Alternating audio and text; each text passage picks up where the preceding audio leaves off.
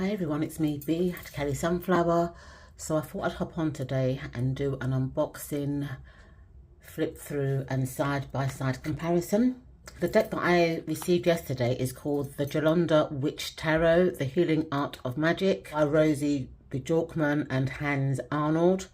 And I've also got this Jolanda Tarot here, which is an AGM deck, which I've had for many years. So I want to do a side-by-side comparison to see if they're the same deck. So this deck did come with a guidebook, but I think it was written in Swedish, like I can't read it. So I want to see, you know, if it is the same deck so that I can use, if it is, I can use the guidebook for both decks. So let's unbox my latest one first.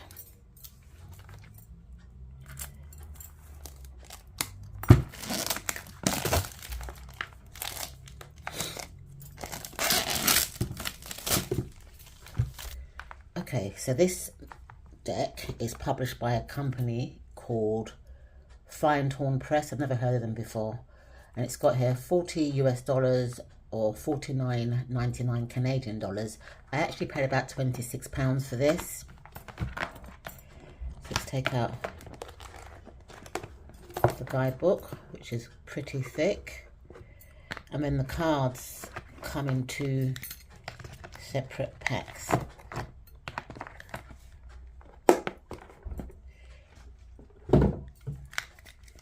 Let's just put them together.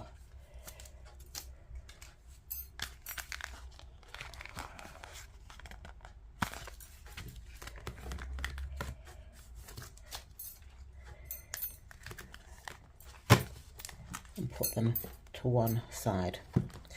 So let's have a look at the guidebook first. It's very thick. Let me see how many pages it's got. It's got 399 pages. Which is quite a lot for a guidebook.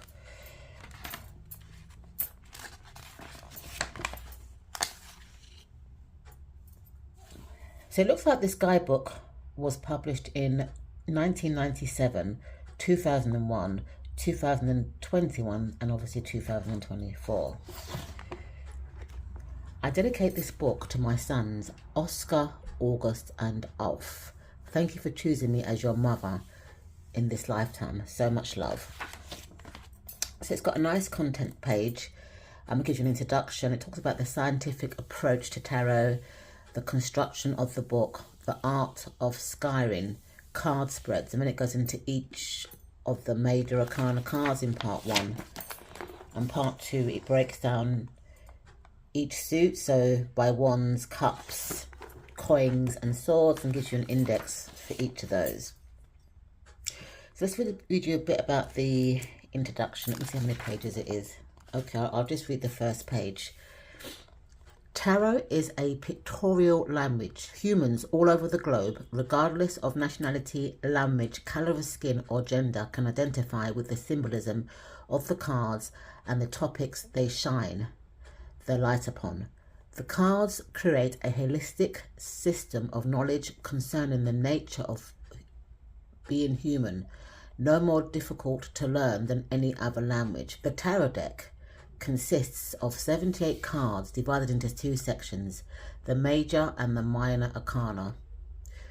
The major arcana, with its 22 cards, the major arcana reflects the universal forces that exerts influence on our lives. They are the archetypes, the grandeur forces surrounding all human dramas. For example, the Empress, Death, and the Lovers. The major arcana mirrors the universal forces we as individuals cannot affect.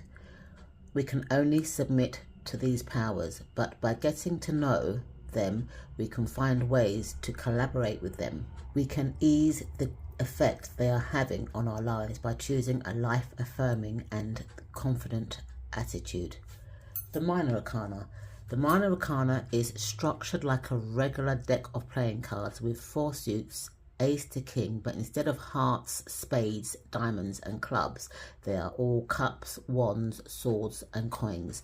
In addition to the king and queen, the prince, stroke knight, The court cards also contain Princess's Page. Therefore, there are 56 major arcana instead of 52 as in the regular playing card deck. The cards of the minor arcana tell us about our chores and everyday affairs. Each card has its own unique importance in the mirroring various events in a person's life, including the spiritual growth process.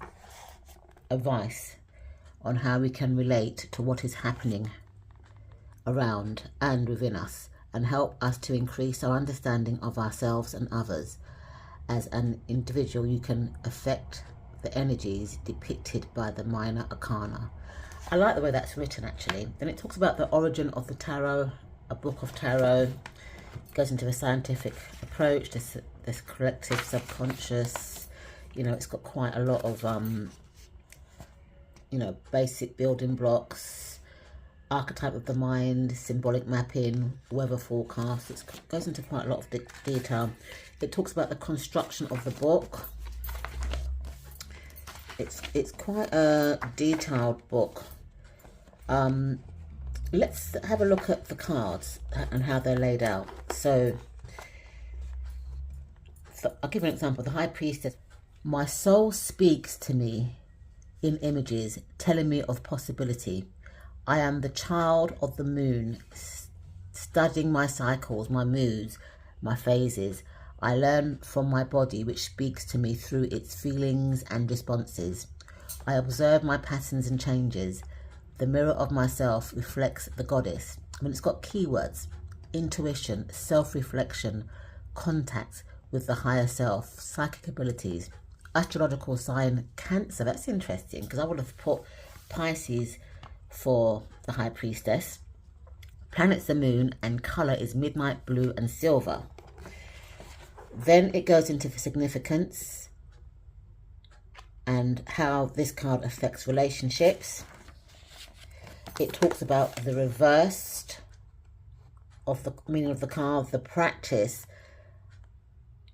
her story, which is, you know, the story of the card, Lilith, Ishtar. It's got quite a lot of meaning to each card. The snake power, she, shaman, the art of dreaming, psychic mediums, crystals. It's got a lot of information for each card. And it does that for each of the cards in the major. I want to see how the minor arcana is set out.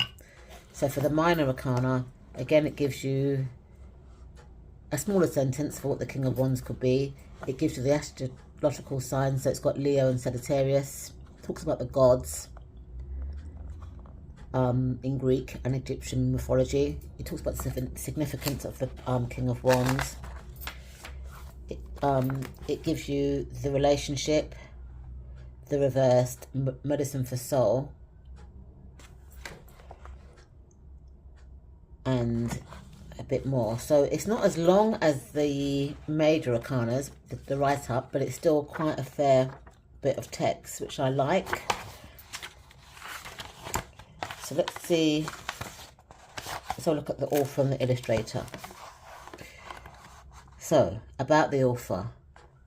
As a teenager, Rosie Borkman discovered Peruvian anthropologist Carlos Casfid's book about the Mexican sorcerer Don June, alongside other spiritual literature, and this ignited her interest in the occult. In 1985, on a trip to London, she was introduced to the psychedelic movement, Celtic myth and magic, and the tarot.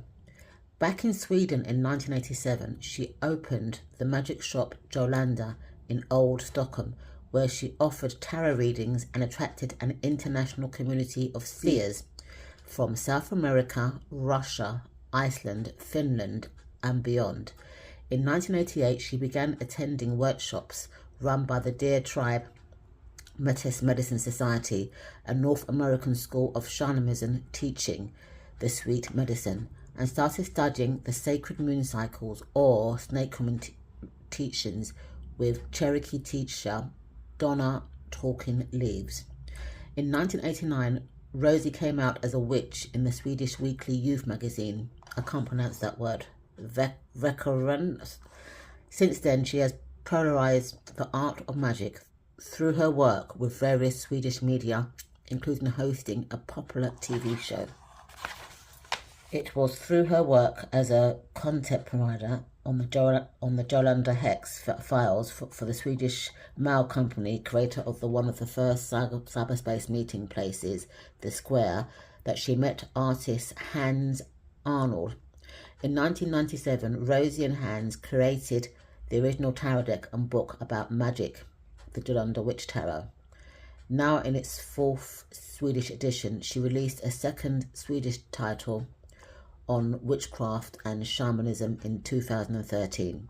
Rosie is one of Sweden's leading experts in occultism and spirituality and recognized cultural preservationist. She teaches courses and seminars presenting the old traditional in a modern accessible format, works privately as a seer, both with individuals and corporate events, fairs and celebrations. She has been in the Kundalini yoga practice for more than 30 years and states, without my yoga discipline, none of my work would have been possible.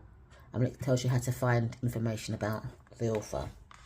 So the illustrator, Hans Arnold, apparently he's dead, 1925 to 2010, was a renowned illustrator known for his distinct style in horror art, short story illustrations, the animated TV program Matilda Orch Magazine, and the cover for ABC Greatest Hits album. Born in Switzerland, Hans moved to Sweden in the mid-1940s, where he built up a fan base in the science fiction community.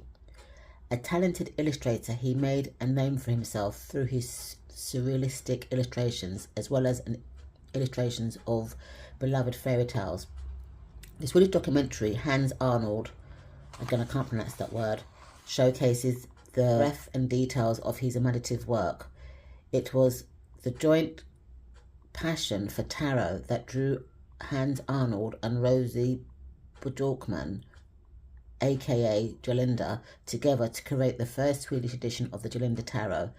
Hans Arnold leaves behind his rich inheritance, inspirational and mythical images, and it's got, for more information, you can find him on this website, which is hansarnolds.sc. Okay, so let's open up the first tarot deck that I got. This is the Jolanda Tarot. It's an AGM publication. I can't remember when I got this deck, to be quite honest, but I know I've had it for many, many years.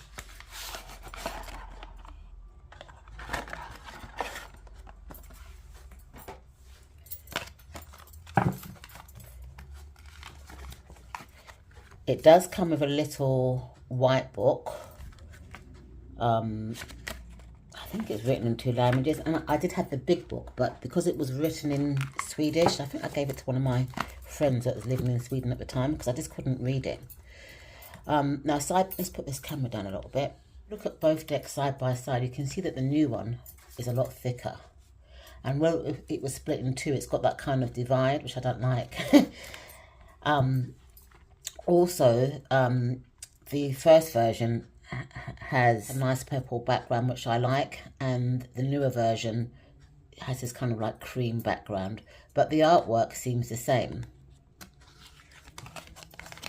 The back of the cards are also very similar, but the first edition has got like a white border around the back, and the cardstock is different. The first edition is kind of like a matte version with a bit of sheen, and the second edition seems to be a bit more harder. Okay, so you've got the Magician,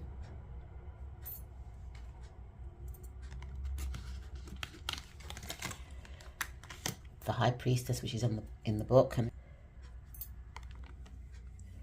so you've got the Empress, the Emperor,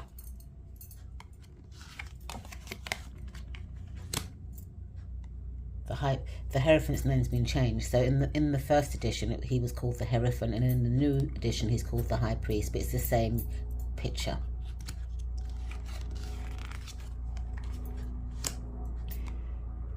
The Lovers, Also as well, what I've noticed is the numbering. So on the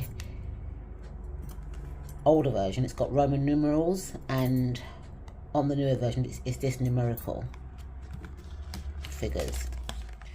So you've got the Chariot,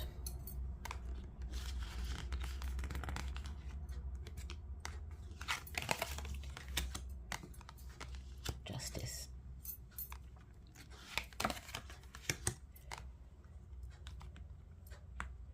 the Hermit,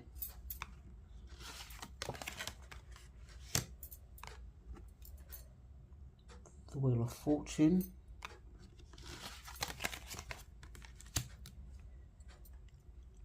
Strength,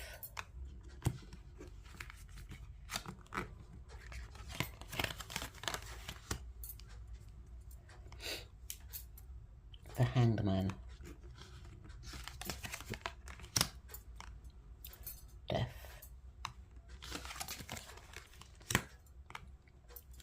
Temperance.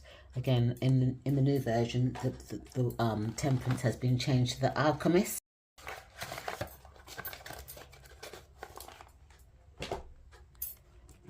The Devil,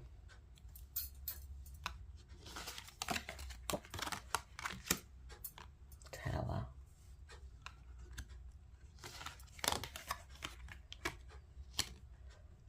the Star, the Moon, the Sun,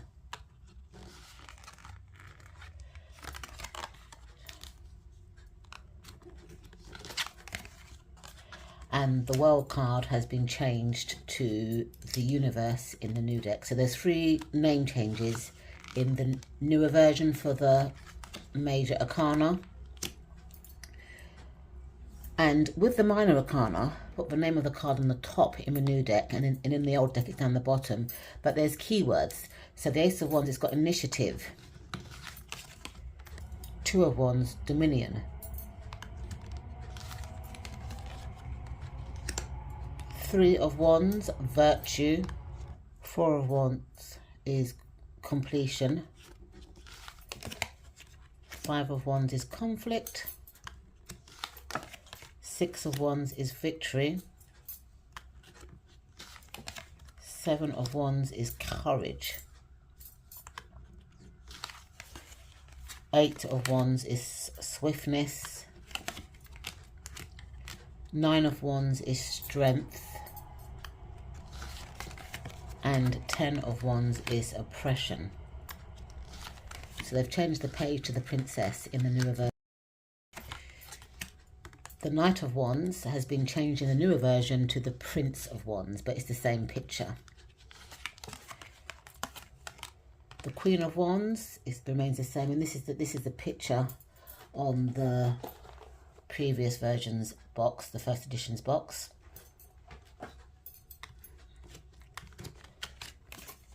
And the King of Wands. So it looks like the court cards in the newer version do not have keywords. So moving on to the Suit of Cups. So you've got the Ace of Cups, which is affection, 2 of Cups, which is love, 3 of Cups, which is gentleness, 4 of Cups, which is patience. It's interesting depiction. 5 of Cups is disappointment,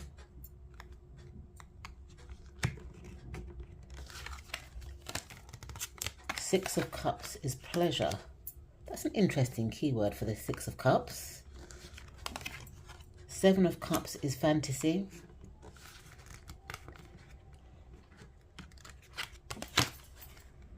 8 of Cups is indulgence.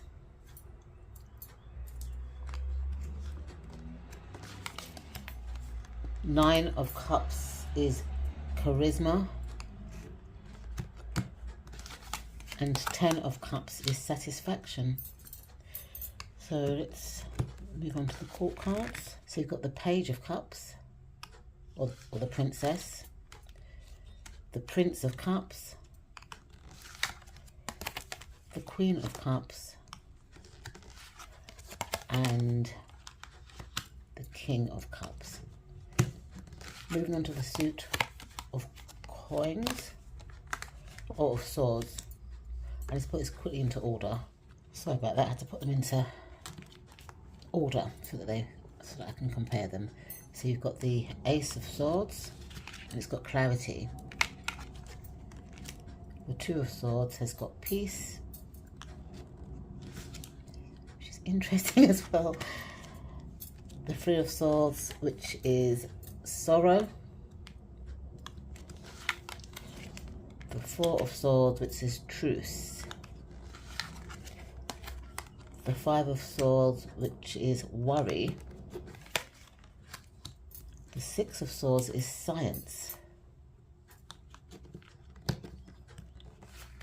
I think this deck is Thoth based, and I'm not very familiar with the Thoth based system, or Thoth inspired. That's why the keywords might be a bit different to how I see the keywords in my own kind of way. Seven of Swords is doubt.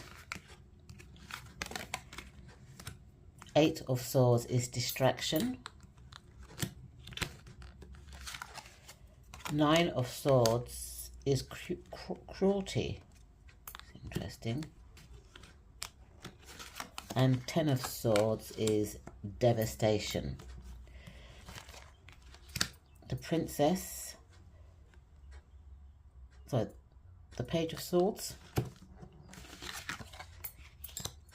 the Knight of Swords, or the Prince of Swords,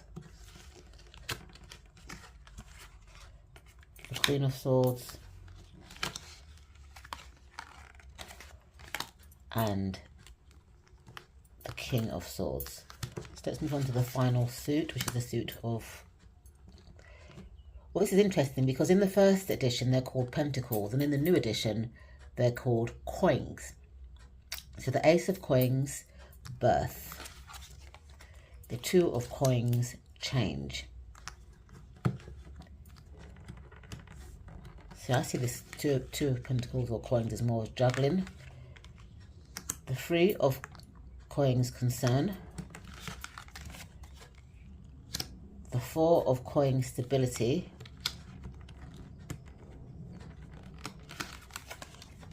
The Five of Coins, guilt. The Six of Coins, generosity. Seven of Coins, despair. Eight of Coins, abundance. Nine of Coins, gain. 10 of Coins, success. So you've got the Page and Princess, the Knight and Prince, the Queen, and the King. Okay, so let me shuffle the new deck, and I'm going to give you my first impressions. This cardstock is thicker than the old cardstock. It's more cardboardy and not as easy to shuffle.